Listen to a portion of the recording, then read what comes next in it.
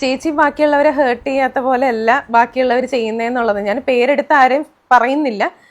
ഒരു സ്ത്രീ ഉണ്ട്, അവരെപ്പോഴും ചേച്ചിയുടെ കണ്ടന്റ് എടുത്തിട്ടാണ് അവര് അത് എനിക്ക് കേൾക്കുമ്പോൾ നമുക്ക് ഭയങ്കര ബുദ്ധിമുട്ട് തോന്നും ആ വീഡിയോസ് ഒക്കെ കാണുമ്പോൾ. ഡ്രഗ് മാഫിയയുടെ കാരിയറാണ് മനസ്സിലായോ? അവിടെ അമ്മച്ചിയാ ഡ്രഗ് മാഫിയയുടെ കാര്യം. ഷെഫീന ബീവിയുടെ കിട്ടിയോ? അവളുടെ അമ്മച്ചി. എനിക്ക് കേൾക്കുമ്പോൾ നമുക്ക് ഭയങ്കര ബുദ്ധിമുട്ട് തോന്നും ആ വീഡിയോസ് ഒക്കെ കാണുമ്പോൾ. ഞാൻ കല്യാണം കഴിച്ചു, ആദ്യത്തെ കല്യാണം കഴിച്ചു എൻ്റെ വീട്ടുകാരും നാട്ടുകാരൊക്കെ പറഞ്ഞ കല്യാണം കഴിച്ചാണ്, പള്ളിയിൽ കെട്ടിയതാണ്. സോ കെട്ടിയത് മീൻസ് പെന്തക്കോസ്ത് കല്യാണമാണ്. അതുകൊണ്ട് എൻ്റെ കഴുത്തെ താലി കെട്ടിയില്ല, സ്വിച്ചട മാത്രമേ താലി കെട്ടിയിട്ടുള്ളൂ, സത്യമാണ്. അദ്ദേഹത്തിന്റെ പേര് ഞാൻ പറയാൻ ആഗ്രഹിക്കുന്നില്ല. അദ്ദേഹം എനിക്കും ആ ബന്ധം താല്പര്യമില്ലാത്തതുകൊണ്ട് ഞങ്ങൾ ആ ബന്ധം ഉപേക്ഷിച്ചു. സോ എന്താ പറയാ, അതിനുശേഷം എന്താ പറയാ, അദ്ദേഹം എന്നെയും കുറ്റം പറഞ്ഞില്ല, ഞാൻ അദ്ദേഹത്തെ കുറ്റം പറയുന്നത്. അതിനുശേഷം ഇതെല്ലാവർക്കും അറിയാവുന്നതാണ്, സൂചാറിന്റെ വീട്ടുകാർക്കും അറിയാം, സൂചാറിനും അറിയാം, മോനും എല്ലാവർക്കും അറിയാവുന്ന കാര്യമാണ്. അതിനുശേഷം ഞാൻ രണ്ടാമത് സൂചാറിന്റെ നിയമപരമായിട്ട് കല്യാണം കഴിച്ചു. അദ്ദേഹം മരിച്ചപ്പോൾ ഞാൻ വിധവയായി. ഇപ്പൊ ഞാൻ ഇതുവരെ വേറെ ആരും കേട്ടില്ല. ഇടി തീർത്താത്ത നീ എങ്ങനെ അടി വിധവയായിരുന്നു? നീ ആദ്യം ഒരു തമിഴ്നാട്ടിലെ ഒരു മനുഷ്യനെ കല്യാണം കഴിച്ചു, രണ്ടാമതൊരു ബംഗ്ലാദേശ് ഷൗക്കത്തിനെ കല്യാണം കഴിച്ചു, മൂന്നാമത് മലയാളി വിനീതിനെ നീ കല്യാണം കഴിച്ചു. ഇവര് 3 പേര് ജീവനോട് ഇരിപ്പുണ്ടല്ലോ. പിന്നെ നീ എങ്ങനെ അടി വിധവയാകുന്ന കള്ളി തീർത്താത്ത ഡയപ്പർ വിധവ? എനിക്ക് കേൾക്കുമ്പോൾ നമുക്ക് ഭയങ്കര ബുദ്ധിമുട്ട് തോന്നും ആ വീഡിയോസ് ഒക്കെ കാണുമ്പോൾ.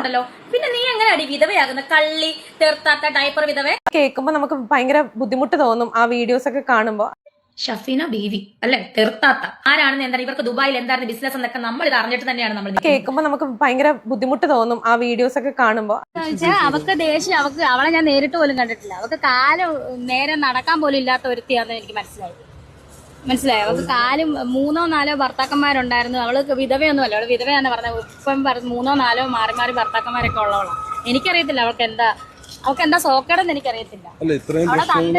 കേൾക്കുമ്പോൾ നമുക്ക് ഭയങ്കര ബുദ്ധിമുട്ട് തോന്നും ആ വീഡിയോസ് ഒക്കെ കാണുമ്പോൾ.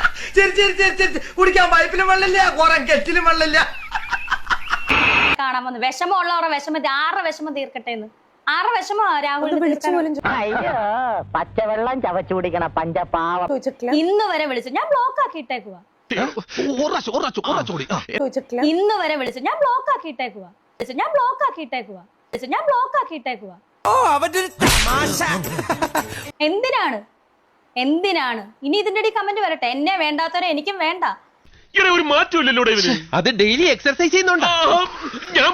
ഞാൻ ആലോചിച്ചു, ദൈവമേ, ഇന്നലെയും കൂടെ ഞാൻ ഈ കുഞ്ഞിനെ വിളിച്ച്, അല്ലെ ഇവന് ഞാൻ സഹായമല്ല, എന്റെ കടമ ഞാൻ ചെയ്തതല്ലേ, എന്നിട്ട് ഇവൻ എന്താ ഇങ്ങനെ?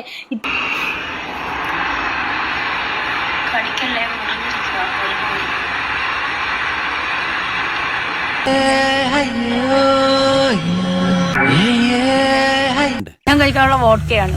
അപ്പൊ അതായത് മാജിക് മൊമെന്റ് ആണ് കഴിക്കാറുള്ളത്, വല്ലപ്പോഴും കഴിക്കാറുണ്ട്. അപ്പൊ അതിന് ഏറ്റവും നല്ല ടച്ചിങ്സിന് കപ്പ, മീൻകറി അങ്ങനെ അടിക്കാം. എന്താ ഉറക്കം വരുന്നു. ഇപ്പൊ ഷഫീന ബീവി തന്നെ, ഞാനിപ്പം ആദ്യമൊക്കെ അവരുടെ ദേഷ്യം, എനിക്കിപ്പം ദേഷ്യമില്ല. കാരണം അവർക്ക് 2 കാലും വയ്യാത്ത ഒരു പുള്ളിക്കാരിയാണ്. പുള്ളിക്കാരി എന്നെ വിട്ടിട്ട് ജീവിക്കട്ടെ എന്നേ.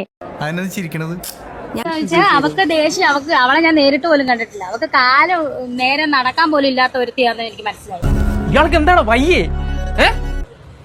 മനസ്സിലായോ? അവക്ക് കാലും 3ഓ 4ഓ ഭർത്താക്കന്മാരുണ്ടായിരുന്നു. ഇവരെ പോലുള്ള പബ്ലിക് ന്യൂസൻസുകളെ ഓൺ ദ സ്പോട്ടിൽ വെടിവെച്ച് കൊന്ന് ഇവന്റെ തല തെരുവ് നായ്ക്കൾക്ക് ഇട്ടുകൊടുക്കണം. അത്രയും വേണോ സാർ? വേണം. ഞാനും ഫ്ലാറ്റിലാന്നുള്ള കാര്യം ഇപ്പൊ പബ്ലിസിറ്റി ആയി. ഇപ്പൊ ഒരു ഫ്ലാറ്റിലായിരുന്നു. ഒടുവിൽ കുറ്റസമ്മതം നടത്തി അല്ലേ? ഫ്ലാറ്റിൽ എത്ര കാലം ഉണ്ടായിരുന്നു? കുറച്ച് ദിവസങ്ങള്. എന്ത് തങ്കപ്പെട്ട മനുഷ്യനാടാ ഇവനെ പറ്റി നീ തോന്നിയ ദിവസം പറഞ്ഞത്. അത് ചേച്ചി കൊച്ചിയിൽ വരുമ്പോ നിക്കാൻ വേണ്ടി അങ്ങനെ വരും, ഞങ്ങളൊന്ന് കറങ്ങും എന്നൊക്കെ, അങ്ങനത്തെ പരിപാടികളൊക്കെ.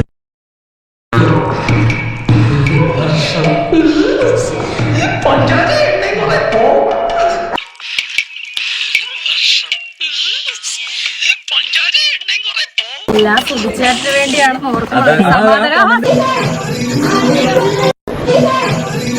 തങ്കക്കുറവേ, നമ്മൾ ഈ നാണം കേട്ടല്ലോ. തനക്ക് നാണം ഉണ്ടായിട്ട് വേണ്ടടോ നാണം കെടാൻ.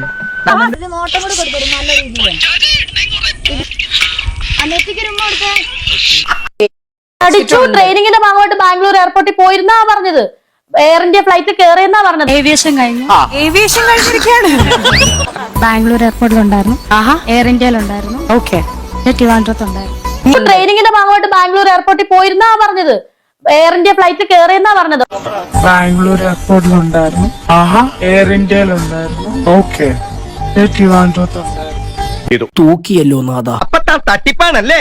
100% ഞാൻ യോജിക്കുന്നു. പ്രശ്നമല്ല. അപ്പൊ 22 വയസ്സുള്ള ഒരു പയ്യനെ കിട്ടിയാലും കഴിക്കും. എനിക്കും ആ പയ്യനും ഇഷ്ടമാണ്. ഞങ്ങൾ രണ്ട് കല്യാണം കഴിച്ചു. 22 20 വയസ്സാണ്. എനിക്ക് ഇഷ്ടമാണെങ്കിൽ അവൻ ഇഷ്ടമാണ്. കല്യാണം കഴിച്ചു. അത് നിന്നെ ആദ്യം കണ്ടപ്പോഴേ എനിക്ക് തോന്നി. 21 അതല്ല, അതെ അതെ, ആ മുഖത്ത് എഴുതി വെച്ചിട്ടുണ്ട്, ആർക്കും വാരിക്കോരി കൊടുക്കുന്നവളാണ്.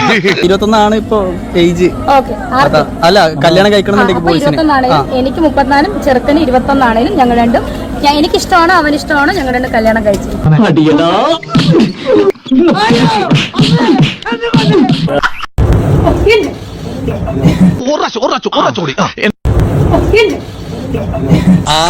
കിണ്ടിന്നാണല്ലേ പറഞ്ഞത്? ഞാൻ കേട്ടത് കുണ്ടിന്ന. സോറി, തെറ്റിദ്ധരിച്ചു.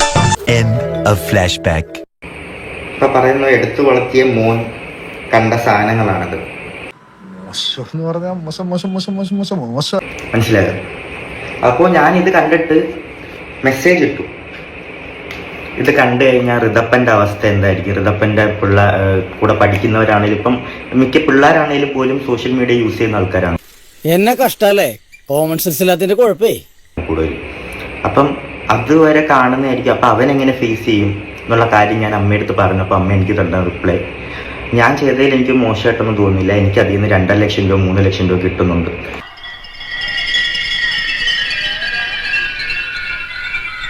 ഞാനൊന്നും തിരിച്ച് റിപ്ലൈ എടുക്കാൻ പോയില്ല. ഞാൻ അവിടെ വെച്ചിട്ട് ക്ലോസ് ചെയ്തു ആ ചാപ്റ്റർ. മനസ്സിലായോ? അപ്പം ബ്രോ പറഞ്ഞ പോലെ എനിക്കൊരു അമ്മയുടെ വില എന്താണെന്ന് മനസ്സിലായിട്ടില്ല. പക്ഷെ സ്നേഹത്തിന്റെ വില എനിക്കറിയാം. എനിക്കത് പറയണമെന്ന് തോന്നി. വീഡിയോ കണ്ടപ്പോൾ എനിക്കതും തോന്നിയിട്ട് തോന്നി കേട്ടാ. നീ വലിയവനാടാ. ഞാൻ വരട്ടെ. എങ്ങോട്ട്? അല്ല, ഞാൻ പോട്ടെ.